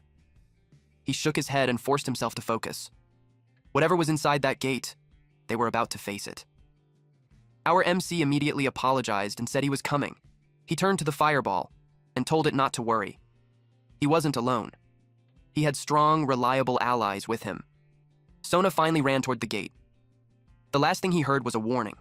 No matter what truth he found inside, he couldn't afford to make even a single mistake. Meanwhile, Nishina's team successfully made it outside the outer gate. They immediately started talking about how to contact the association for reinforcements. They didn't even finish their sentence. Invisible slashes suddenly cut through their bodies. There was no sound, no visible attack, just deep wounds opening across their skin out of nowhere. Blood spilled onto the ground as both of them collapsed instantly. Nishina froze. He couldn't process what just happened. It was too fast. A man stood behind them, telling them to step away from the gate. The aura around him felt wrong. Heavy, twisted, dark in a way that didn't feel human. Anger surged inside Nishina. He demanded to know who the hell this person thought he was. The bastard taunted him, saying it wouldn't matter to someone like him, just fertilizer anyway. This angered Nishina. He activated his alter ego power without hesitation, preparing to fight. But deep down, he already knew. This enemy was on a completely different level. A skill that created invisible slashes across such a wide area should require preparation time. He wouldn't allow that. His fists glowed green as he rushed forward, zigzagging to close the distance quickly. But the enemy just stood there. Nishina never made it. Invisible blades sliced into him from every direction before he could even throw a punch. Pain exploded through his body, blood sprayed out just like it had from his teammates. The man hadn't moved at all, and that was the terrifying part. Nishina dropped to his knees, staring up at the figure in front of him. Monster. That was the only word that fit.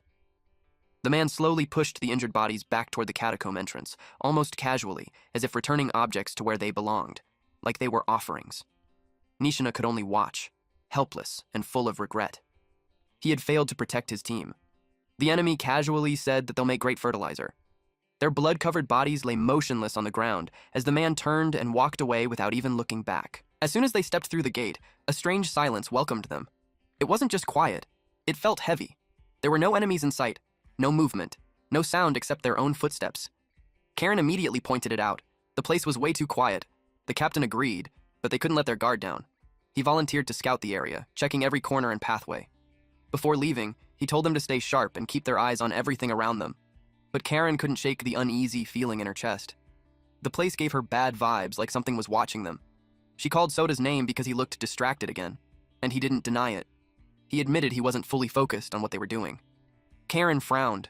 There was literally nothing around them. What could possibly be distracting him? Soda hesitated for a second. Actually, there was something. All this time he had quietly been using his flaming eyes. And what he was seeing wasn't empty space. Souls.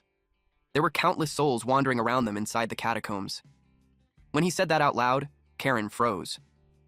This whole place had been filled with ghosts the entire time? Soda wasn't sure if souls and ghosts were technically the same thing, but close enough. Karen asked if he had ever seen something like this before. Soda nodded. He had seen souls before, around the school, in other areas, even the other day. But not like this. They were not that many. He explained that usually, the souls he saw looked clearly human, like regular people, just see-through, like when he saw his dad. This time, there were so many that it felt overwhelming. Soda wondered if it meant something. Then he noticed one soul staring directly at them. Without thinking much, Soda greeted it. Karen was caught off guard. She thought he was talking to her. RMC clarified that he was talking to a soul. The soul looked shocked. A human could see him. The soul immediately apologized for scaring them and nervously introduced himself as Utsugi. As he spoke more calmly, his blurry shape slowly became clearer, forming a proper human face and body. Utsugi explained that he had followed them because he overheard Soda arguing with his captain earlier. Soda tried to remember that moment. Oh, the part where the captain tried to keep them out of danger. A memory came back, Captain Kakeru telling them to call for backup while he handled things alone. Utsugi said something similar had once happened to him. When he and his team were exploring the catacombs, they ran into serious danger. His teammates told him to leave and get backup, so they split up. He went alone, while the rest stayed together. But the backup didn't arrive in time, and neither did his teammates survive. Even if he would have slowed them down, he wished he had stayed. Just remembering it made him break down. He regretted leaving them more than anything. If he had just been braver, like Sota, maybe things would have turned out differently. While Utsugi talked, Sota kept repeating everything to Karen so she could understand. Karen's expression softened. Then she asked gently if there was anything they could do to help him. Sota blinked in surprise. Karen explained that maybe they could help him move on somehow, let him rest properly. Sota couldn't help but smile at that. Even if Utsugi was just a soul, Karen didn't want to leave him stuck in a place like this. Sota then asked Utsugi what his biggest regret was. Utsugi said he regretted a lot of things, but if he had to choose one, he wished people had seen his skill in action. He wanted to use it in a real fight at least once. He wanted it to matter. Sota asked what the skill was called. Island, Utsugi said. Sota explained to Karen that the skill allowed someone to share exactly what they were seeing with others. Karen thought it sounded more useful for scouting or teamwork, not direct combat. Then she noticed Sota talking half to himself again, and told him to stop because it was confusing. Sota apologized and said he was just thinking about how great the skill actually was. Both Karen and Utsugi looked surprised. Great? Really? Sota smiled and was about to explain why. But the scene shifts. Deeper inside, Captain Kakeru stood in front of a massive gate. He clenched his fists tightly. It looked exactly like the one from before. And that only meant one thing. A huge, knight-like enemy suddenly appeared behind him, but Kakeru didn't panic. He already knew there would be a gatekeeper. The gatekeeper swung its sword with massive force. Kakeru blocked it. But what shocked him was that the enemy didn't even budge. He kicked it away to create some distance and immediately activated his skill. Giant Killing. A strong blue aura exploded around him as he unleashed Ren's strike. A giant blue aura shaped like a hand smashed into the enemy, but the knight barely moved. It was like the attack meant nothing. Kakeru frowned. This one was clearly tougher than the armored enemies they had just beaten. He launched more attacks, trying different angles, but none of them worked. Deep down, he knew only Conquering Fist could finish this, but that skill needed time to charge, and time wasn't something he had. Just then, someone called out his name. Karen and Sota appeared beside him. Both looked serious and ready to fight. Sota stepped forward and told the captain they would take over. Kakeru immediately refused. This enemy was on another level. He ordered them to support him and buy him time instead. But Sota didn't step back. He assured Kakeru that it would be fine. He said to leave this one to him and Karen. The two of them faced the giant knight together. It definitely felt stronger than the others, but they weren't scared. They were going to prove they could handle it, and they planned to bring it down in a minute. But Captain Kakeru wasn't convinced at all. He said it was impossible. This knight was clearly stronger than the last boss they fought. Earlier, they even needed Kakeru to step in just to finish the enemies. So how were they supposed to defeat this one, when it was obviously on a higher level? The enemy lifted its sword and adjusted its stance, ready to strike at any moment. Sota spoke seriously. He said he knew Kakeru was always the one taking the lead and putting himself in danger for them. But if they kept hiding behind him and letting him protect them every time, they would never grow stronger. His voice was calm, but firm. Even his aura felt different. More steady, more mature. Like he was finally ready to carry his own weight in a real fight. He had always wanted to get stronger. That was his goal from the very beginning. Kakeru froze for a second. That feeling. It was familiar. A memory surfaced. Him arguing with his own mentor, saying he wanted to be stronger too, that he hated always being protected. Karen then admitted a bit reluctantly that she agreed with Sota. There was a reason they wanted to fight this one themselves. They needed to prove something, not just to their captain, but to themselves. So the two of them begged Kakeru to let them handle it. That surprised him even more. After a moment, he gave in. He said fine, but if things got dangerous, before he could even finish, the two of them cut him off and thanked him right away. Kakeru just stood there, confused and slightly overwhelmed by what he was feeling. Karen called out to Sota to move, and Sota immediately charged in, flames rising around him. Watching them rush forward, Kakeru smiled like a proud older brother, but then that smile faded a little.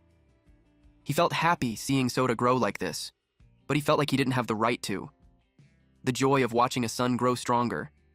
That was something he had taken away from his mentor, Keiichiro. Back on the battlefield, the air felt heavy, like everything was waiting for the next move. Karen slowly lowered her hand to the ground and pressed her palm against the rough surface.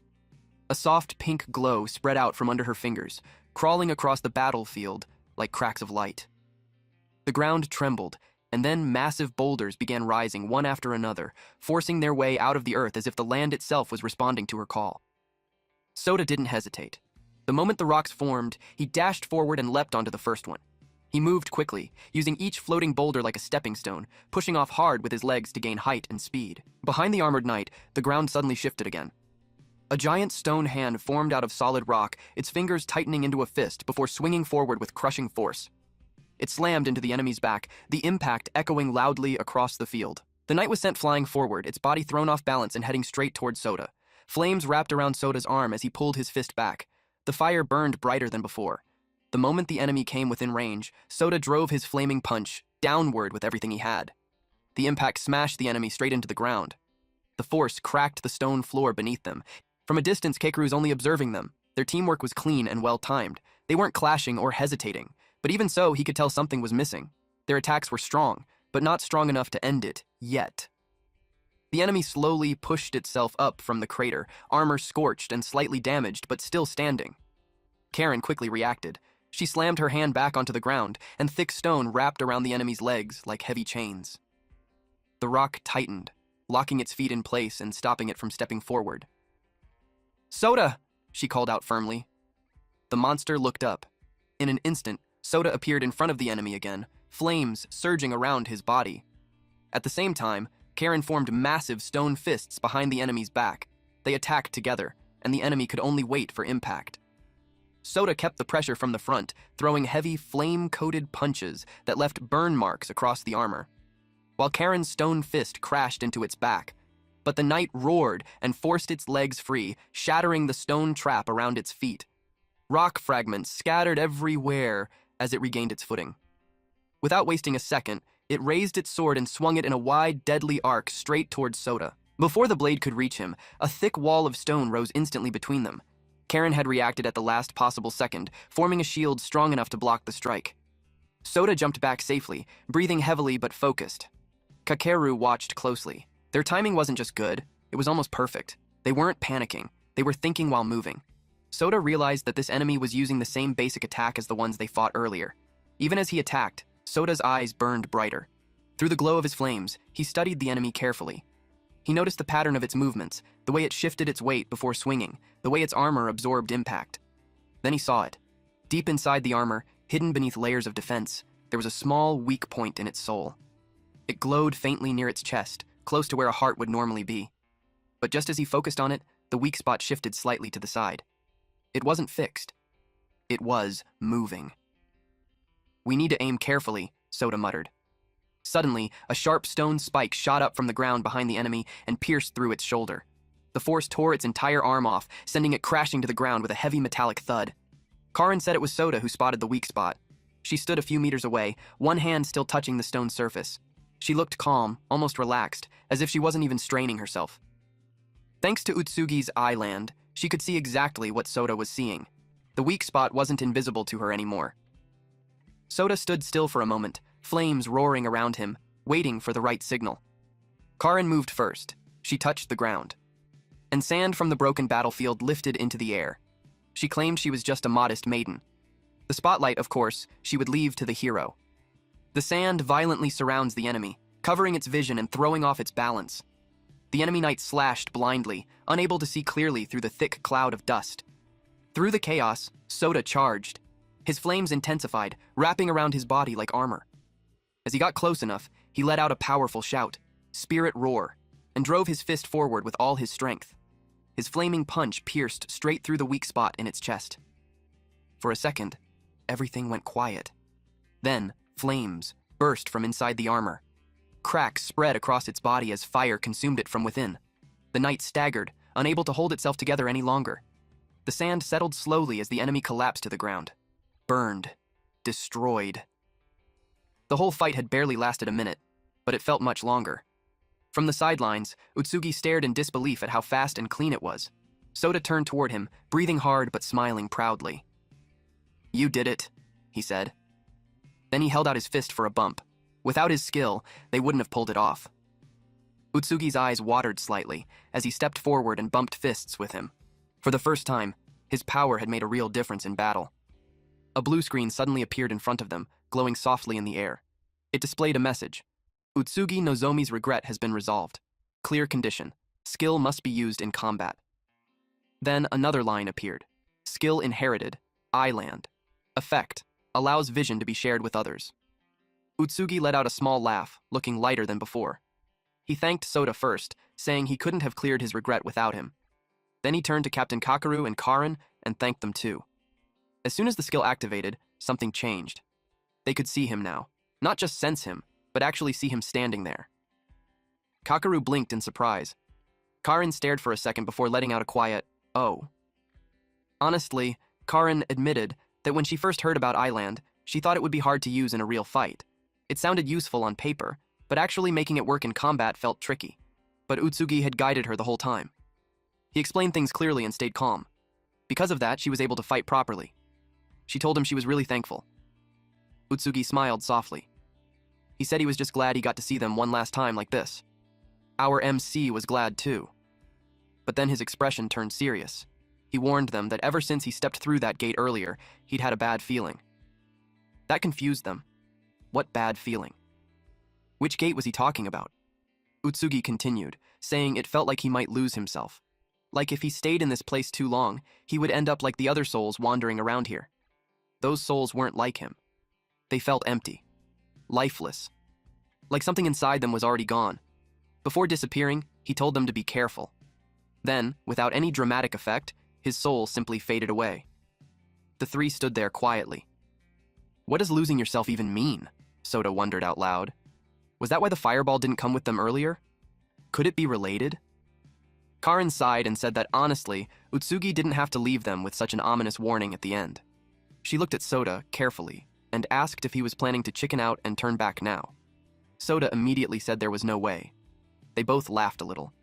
They were joking, mostly. Then Karin called out to Captain Kakaru and said they should keep moving. No point standing around. The catacombs weren't going to explore themselves. Right in front of them stood a large golden gate. Kakaru stepped forward without hesitation and placed both hands on it. The heavy doors creaked loudly as he pushed them open. The room beyond was massive. Almost everything inside shimmered gold. The walls, the floor, even the tall pillars lining the sides. Torches burned along the walls, their flames reflecting off the shiny surfaces and lighting the entire place like a strange underground palace. Before Soda or Karin could even say anything, Kakaru muttered that this place felt familiar, like he had seen it before. Then Karin suddenly pointed ahead and shouted for them to look.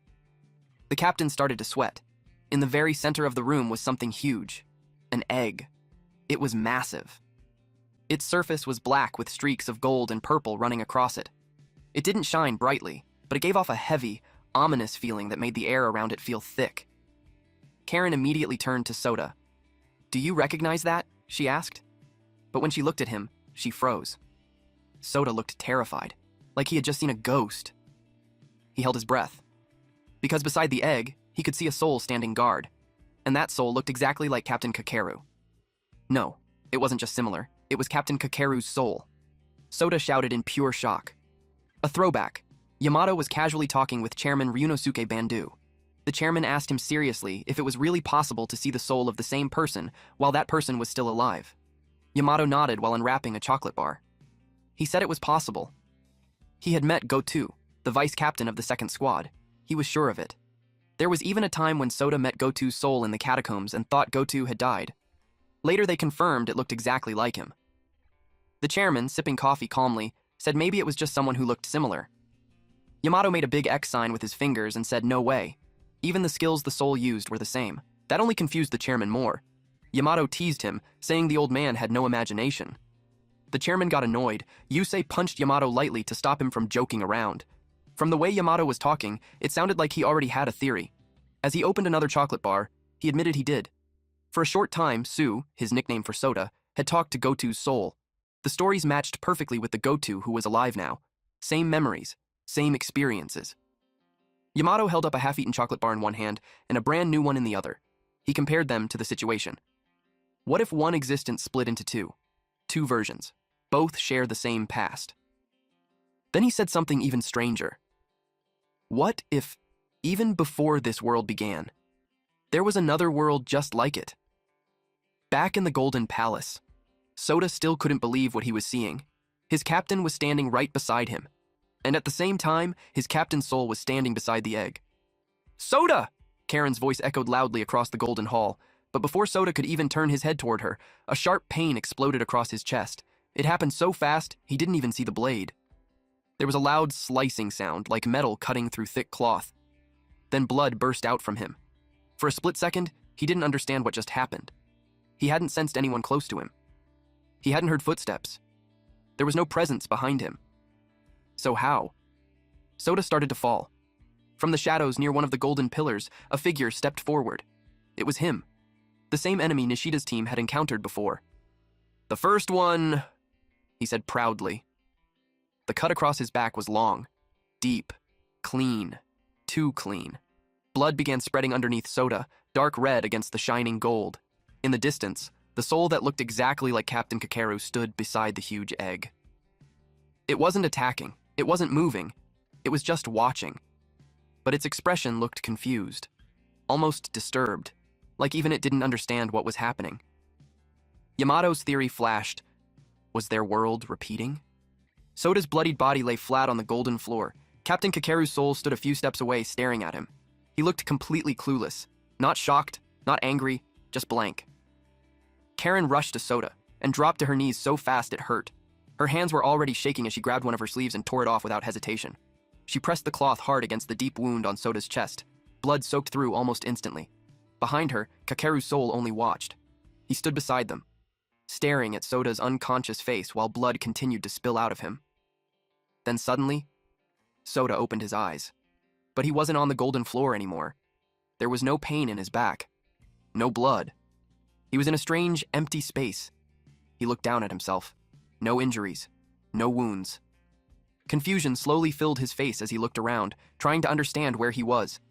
That was when he noticed someone standing in front of him. It was Captain Kakeru. At least, it looked exactly like him.